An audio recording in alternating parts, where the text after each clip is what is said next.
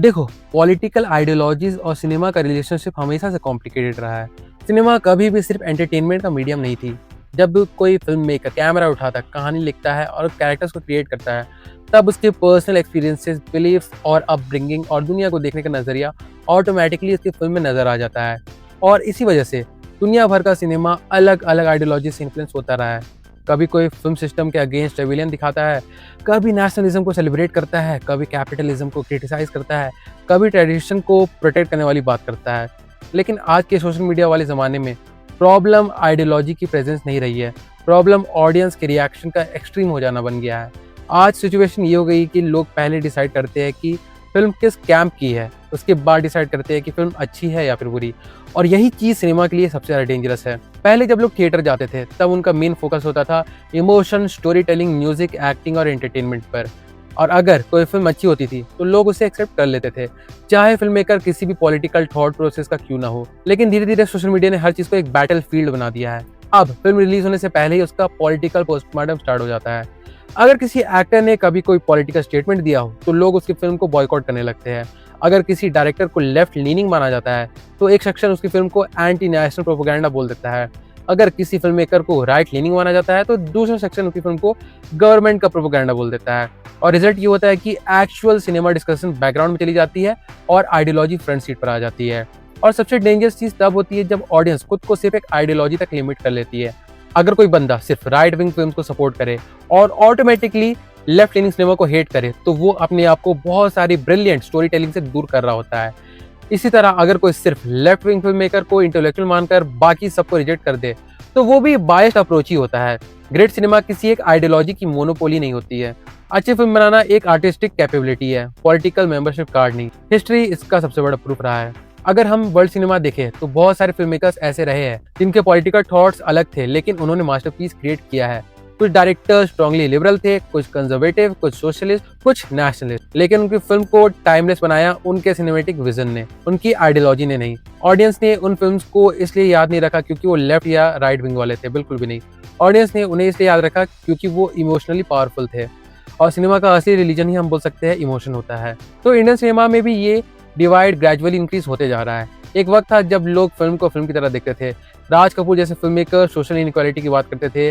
राज कपूर की फिल्मों में सोशलिस्ट थीम्स होती थी, लेकिन उनकी मूवीज को हर आइडियोलॉजी के लोग प्यार करते थे क्योंकि उनमें ह्यूमैनिटी होती थी। दूसरी तरफ मनोज कुमार जैसे फिल्म मेकर्स नेशनलिज्म को सेलिब्रेट करते थे। मनोज कुमार की फिल्म पैट्रियोटिक इमोशन से भरी हुई होती थी, लेकिन ऑडियंस उन फिल्म को भी इक्वली एंजॉय करते थे। कोई ये नहीं बोलता था कि ये लेफ्ट की फिल्म है या फिर ये राइट की फिल्म है। लोग बस थिएटर जाकर इमोशन फील करते थे। लेकिन सोशल मीडिया एरा ने नुआंस को मार दिया है। अब हर चीज बाइनरी हो गई है, या तो तुम हमारे साइड में हो या फिर उनके साइड में हो। और इसी वजह से फिल्म्स को जज करने का प्रोसेस भी टॉक्सिक हो गया है। किसी फिल्म का ट्रेलर आते ही लोग इमीडिएटली हैशटैग स्टार्ट कर देते हैं। कभी बॉयकॉट ट्रेंड होता है, कभी फोर्स्ड एप्रिसिएशन ट्रेंड होता है। फिल्म देखे बिना भी जजमेंट पास कर दिया जाता है और यही आर्ट के साथ एक तरीके से कह सकते हैं हम इनजस्टिस हो रहा है। सबसे ज्यादा डैमेज क्रिटिक्स का रेपुटेशन हुआ है इस चीज के चलते। एक वक्त था जब फिल्म क्रिटिक्स का ओपिनियन बहुत रिस्पेक्टेड माना जाता था। न्यूज़पेपर रिव्यूज का वेट होता था। टेलीविजन क्रिटिक्स को लोग जेन्युइनली ट्रस्ट करते थे। अगर किसी रिस्पेक्टेड क्रिटिक ने किसी फिल्म को मास्टरपीस बोला है तो ऑडियंस उस बात को सीरियसली लेती थी। क्रिटिक्स को सिनेमा का स्टूडेंट माना जाता है। उनका काम होता है फिल्म मेकिंग के टेक्निक और आर्टिस्टिक एस्पेक्ट्स को समझना और ऑडियंस को भी गाइड करना। लेकिन धीरे धीरे ऑडियंस को फील होने लगा है कि बहुत सारे क्रिटिक्स न्यूट्रल नहीं रहे हैं। आज का ऑडियंस बहुत ऑब्जर्वेंट हो गया है। लोग नोटिस करते हैं कि कभी कभी एक क्रिटिक एक आइडियोलॉजी वाली फिल्म की फ्लॉज को भी इग्नोर कर देता है और वहीं दूसरी आइडियोलॉजी वाली फिल्म की छोटी छोटी प्रॉब्लम्स को भी एक्सैजरेट करके बताता है। और इसी इनकंसिस्टेंसी ने ट्रस्ट को डिस्ट्रॉय कर दिया है। जब ऑडियंस को लगता है कि रिव्यू ऑनेस्टी सिनेमा के बेसिस पर नहीं है बल्कि आइडियोलॉजी के बेसिस पर दिया जा रहा है तो नेचुरली ऑडियंस उस क्रिटिक से डिसीजन बना लेती है। और यहाँ एक इंपॉर्टेंट बात भी समझना जरूरी है। हर क्रिटिक बायस्ड होता है क्योंकि हर इंसान बायस्ड होता है। कंप्लीट ऑब्जेक्टिविटी इम्पॉसिबल है, लेकिन प्रॉब्लम्स तब होती है जब बायस ओपनली क्रिटिसिज्म को कंट्रोल करने लगता है। क्रिटिक का काम प्रोपेगेंडा करना नहीं होता है। क्रिटिक का काम एक तरीके से सिनेमा को समझना होता है। अगर कोई क्रिटिक सिर्फ इसलिए किसी फिल्म को मास्टरपीस डिक्लेयर कर दे रहा है क्योंकि उसकी पॉलिटिकल मैच उससे हो रही है तो वो क्रिटिसिज्म नहीं एक्टिविज्म बन जाता है।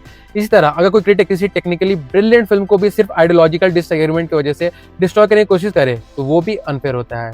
और ऑडियंस का क्रिटिक्स पर भरोसा उठने का एक और रीजन है हिपोक्रेसी। सोशल मीडिया ने पुराने स्टेटमेंट्स और रिव्यूज को परमानेंटली आर्काइव कर दिया है। अब ऑडियंस कंपेयर कर लेती है कि एक क्रिटिक ने सिमिलर फ्लॉज की एक फिल्म को भी इग्नोर किया है और दूसरी में क्रिटिसाइज किया है। और ऑडियंस का क्रिटिक्स पर से भरोसा उठना भी एक रीजन है हिपोक्रेसी का। सोशल मीडिया ने पुराने स्टेटमेंट्स और रिव्यू को परमानेंटली आर्काइव कर दिया है। अब ऑडियंस कंपेयर कर लेती है कि एक क्रिटिक ने सिमिलर फ्लॉज को एक फिल्म में इग्नोर किया है और दूसरी में क्रिटिसाइज किया है।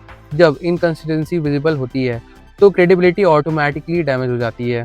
और इसी वजह से आजकल बहुत लोग क्रिटिक्स की रेटिंग को इग्नोर कर देते हैं और डायरेक्टली पब्लिक रिएक्शन देखते हैं।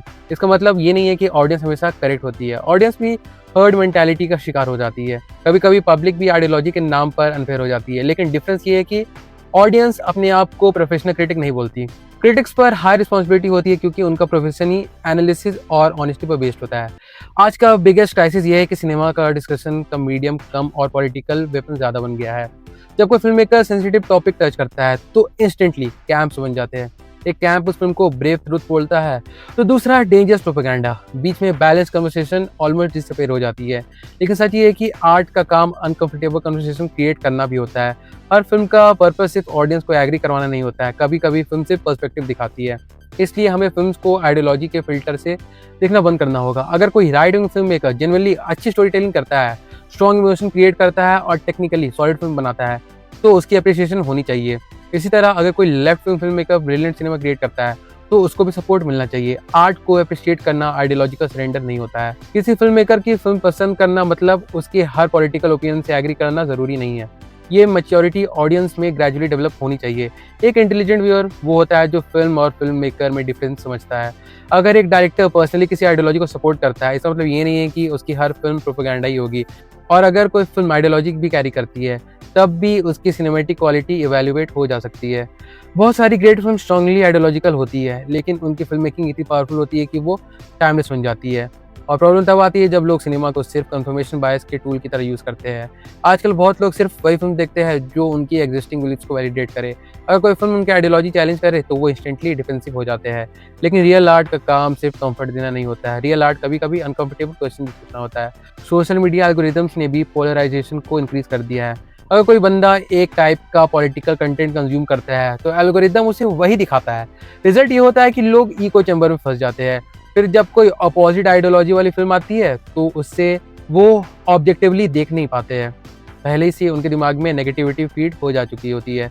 इसी एनवायरनमेंट में फिल्म मेकर्स भी प्रेशर फील करते हैं। कुछ film makers intentionally ideology based branding use करते हैं ताकि कंट्रोवर्सी क्रिएट हो और मार्केटिंग हो जाए।